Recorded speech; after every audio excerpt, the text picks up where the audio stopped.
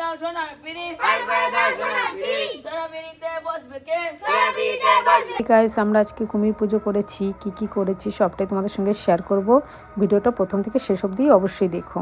কুমির পুজো মানে হচ্ছে বাস্তু পুজো, আর এটা আমাদের পারিবারিক পুজো না, আমরা আনন্দের জন্যই করে থাকি। যেটা ছোটোবেলা থেকেই আমাদের করে, আমাদের পাড়ার ছেলেপেলেরা করে।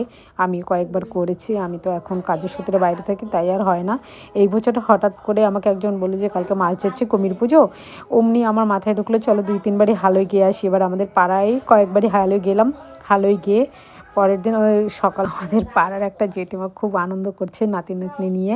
যাই হোক, পরের দিন সকালবেলা ঘুম থেকে উঠে গেলাম, ঘুম থেকে উঠে গিয়ে স্নান টান করে হালুয়া বানালাম প্রসাদে দেবো বলে।